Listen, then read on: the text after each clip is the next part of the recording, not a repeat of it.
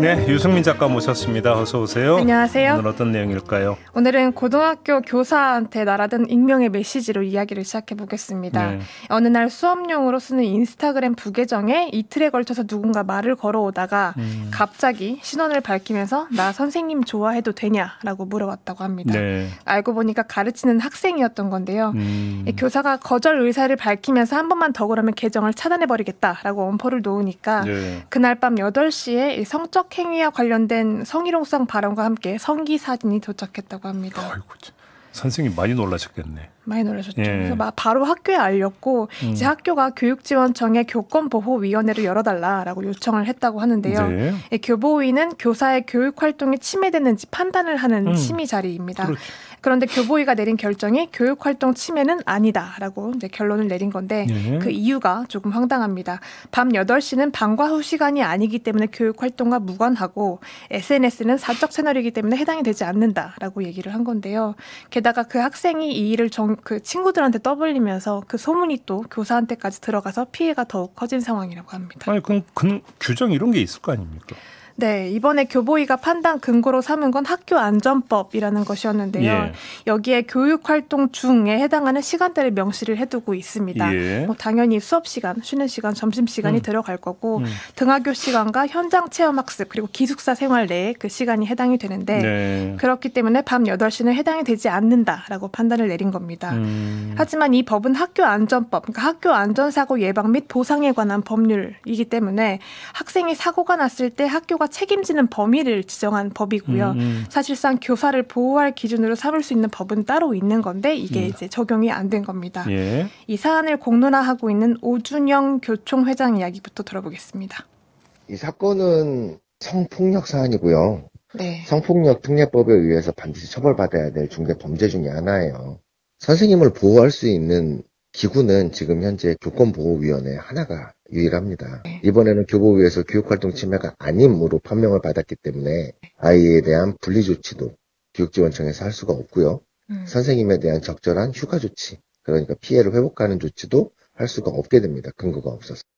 아, 그럼 분리조치도 안 된 거예요? 네. 가해 학생과 교사에 대해서 교육지원청이 조치 없음이라고 판단을 내렸기 때문인데요. 네. 때문에 뭐 교사도 계속 그 학생과 함께 수업을 이어가야 하는 상황입니다. 근데 그렇다면 대응 기준이 없을까라고 했을 때 기준은 분명히 있거든요. 네. 교육부가 작성한 2025 교육활동 보호 매뉴얼이라는 게 있는데 여기에 상급기관에 즉시 보고를 하도록 지정한 중대사안이라는 내용이 나옵니다. 예. 중대사안에 해당하는 게 4가지가 있는데 그 가운데 두 번째가 바로 성희롱과 성추행에 대한 내용인데요.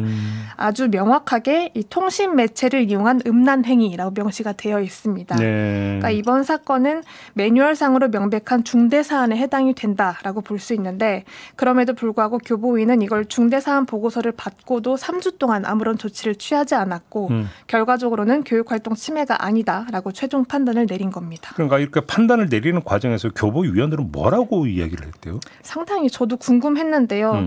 뭐 이번에 추정을 해볼 수 있는 거는 이게 외부에 공개되는 자료가 아니다 보니까 위원으로 지정된 게 총 8명이라고 하고요. 이 8명 같은 경우에는 이제 교육청 관계자인 내부 위원이 있고 뭐 학부모, 변호사, 경찰, 교수 같은 외부 위원으로 구성이 됩니다. 근데 누구누구인지는 안 알려지는 겁니까? 네, 그렇습니다.